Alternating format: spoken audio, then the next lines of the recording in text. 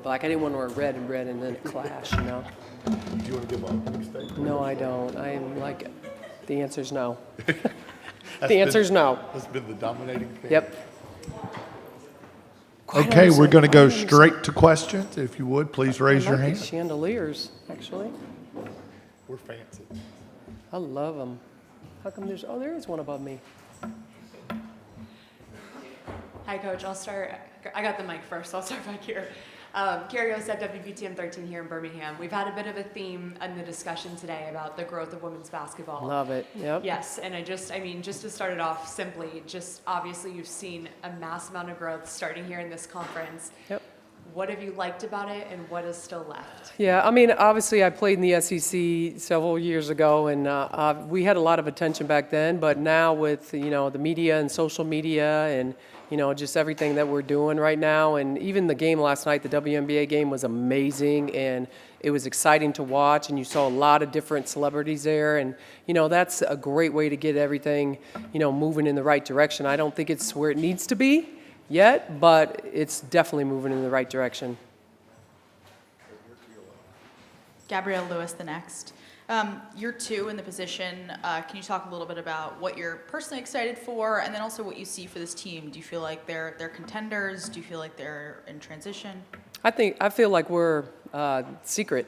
I think we're a secret. I think we're obviously. I love the underdog. I love that mentality. And we have a lot of newcomers on our team. We didn't lose anybody. We didn't lose anybody to the portal. So our system's in. To answer your question, our system's in. I mean, after the first year, you really had to get our system in, and now our system's in. And now we've just added some really, really good pieces to the puzzle. So obviously we're excited, and the preseason picks are, last year we got picked 9th and ended 5th. So my team's always going to, be really hungry and humble and play really hard and enjoy every game and take one game at a time. So, I mean, that's pretty much what you'll see this year. Speaking of which, I've got a couple transfer questions. Yep. You were the only team in the SEC to not lose anyone to the portal. Yep. And, that's very rare just across the country. Yeah. What do you attribute that to? Some of it has to do with I'm a mother, and, I look at everybody as my family. A lot of it has to do with my assistant coaches. We've been together. We actually added it up on an average 14 years together, my staff. I mean, it's pretty amazing. And so I have a lot of former players that are my assistant coaches too, and so they've stayed with me, and they've wanted to get into coaching because they really enjoyed playing for us. And then if they wanted to get into coaching, they want to actually coach like my coaches do things. And so I think it has to do with all that. And we do a good job of loving our kids up too, It's not just about ball. We're not that kind of coaching staff where it's about ball only. We're about the total person and empowering women and, obviously getting their goals, not just basketball, but, what are they going to do the next 55 years of their lives? Because the ball's going to stop bouncing, So we try to develop them as a whole. And then on the other side, what was your, philosophy approach to recruiting out of the portal? I know you just brought on another UCF person. Yeah, well, I mean, last year was, we had to do the portal because we had to sign 10 in the portal. That was a lot, and, just really blended really well. And so now we're replacing those 10 portal players. So every year we're going to have some really good portal players. But I'm a big believer in recruiting freshmen because my staff and I do a really good job of development. We really love to develop young women and get them better every single year. We feel like if we don't get them better every year, we're not doing our jobs in terms of skill development. My coaches and I are really good at skill development and getting kids better and keeping the culture. So every year we'll probably, maybe keep 1 or 2 for the portal, but we're going to really recruit freshmen really hard. This is your first year without Diamond Battles and also, Brittany Smith in a long time. Can you talk a little bit about that feeling, also seeing Diamond, be in a training camp in the W, and then do you see her coming back to be part of your staff ever? I'm sure. I'm probably, she'd be a great coach. Diamond would be an amazing coach. Obviously, I wanted to play as long as possible and enjoyed that and enjoy living in a different country. She's in Athens, Greece right now, and how lucky are you? That's the first place you get to go. So, it's hard not seeing her every day, not seeing Brittany every day. I've been around them for 5 years and recruited them for 3 years. So that's 8 years of our lives, And I think also that's why our culture is so good. I mean, I'm talking to both of them all the time right now, and watching them on TV and watching their games and calling them and say, "Are you playing defense? Because it doesn't look like you're playing very much defense right now, Diamond." You need to score when you touch the ball, but.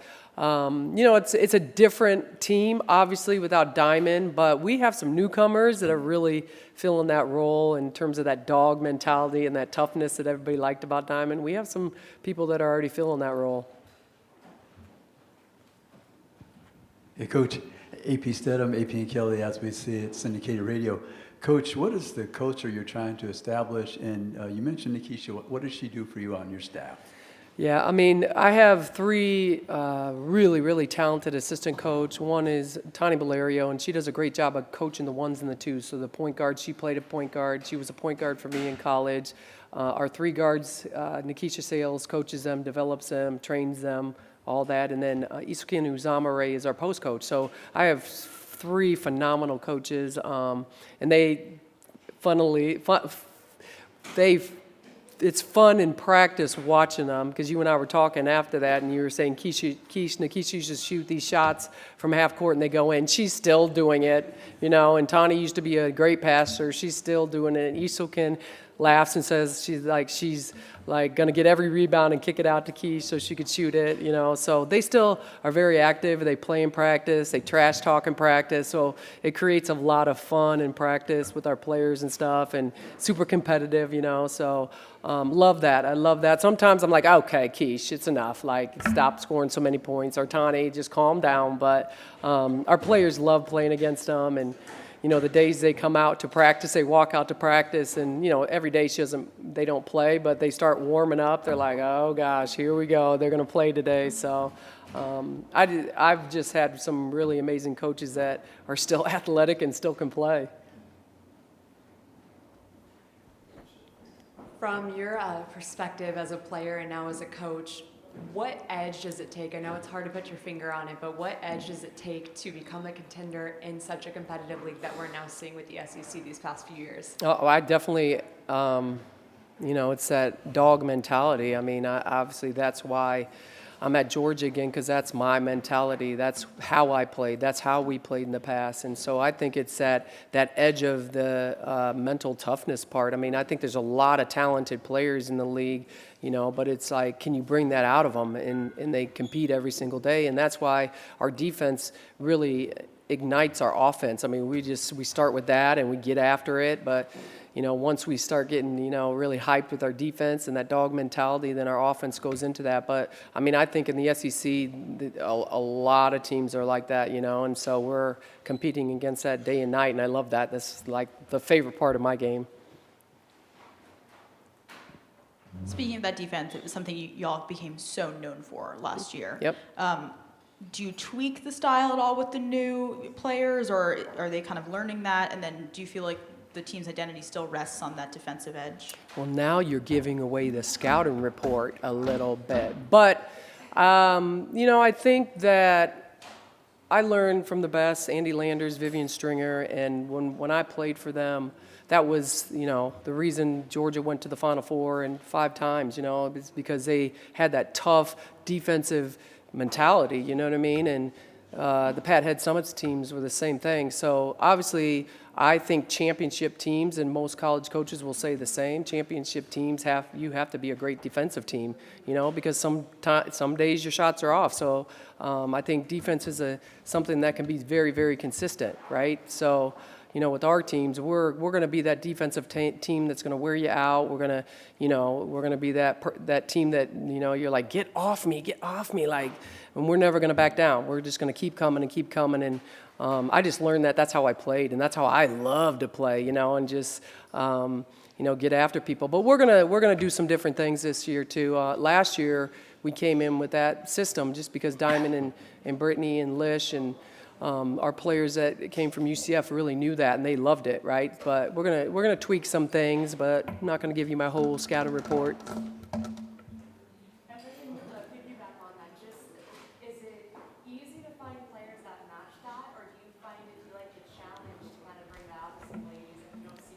Well, for me, it's easier because that's what I recruit. I find those diamond in the roughs, those kids. going back to my staff and I really do a good job of development. So I can find a young lady that's, may not be as skilled as a sophomore or a junior, but has that mentality, and she's diving all over loose balls, and she's, has amazing energy, and she's a great teammate, and she's, like just tough, like just being tough all the time. Like, we feel we can develop their skill. I wouldn't want it the other way around, where they have beautiful, beautiful skill, and then I have to train that toughness, because that's innate. That's like, you got blood pumping in your heart or Kool-Aid. I mean, and I want that blood pumping in their hearts, and that they love the game so much. I don't want players that just like it. I want players that love the game. And so we really, recruiting-wise, we really look for those type of players. Coach, yesterday, Missouri brought 4 players. Yeah. And I don't know if there's a second player, but you have one player listed. You have one player, and if so, why? Just one player? Oh, no reason. They were practicing today. We had a practice today, and it was on our sheet, and we practiced today, and some of them had academics. But obviously, Javin's going to be our key player this year, and she has most of her classes online, so she got the lucky choice, but I would have brought her probably anyway.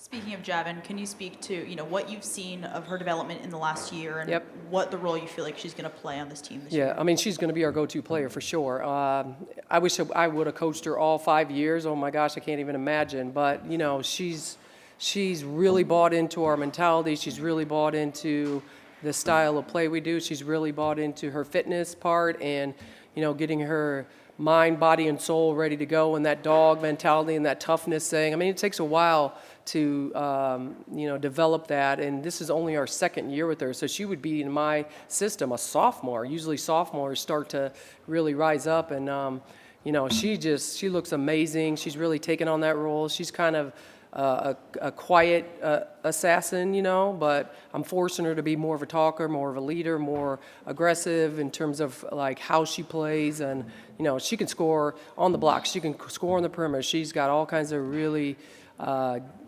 great moves. She's got beautiful hands, and so obviously we're going to move her around a lot, and she can play a lot of different positions for us. But I'm super excited for her because she committed to Georgia when she was a sophomore in high school, and last year was a tough year for her, determining whether she was going to stay at Georgia or not. And you talk about somebody that pumps blood of Georgia blood and Georgia red. She loves Georgia. She loves the program. And so, for her, we're going to, she's got to put the team on her back a little bit like Diamond did this year.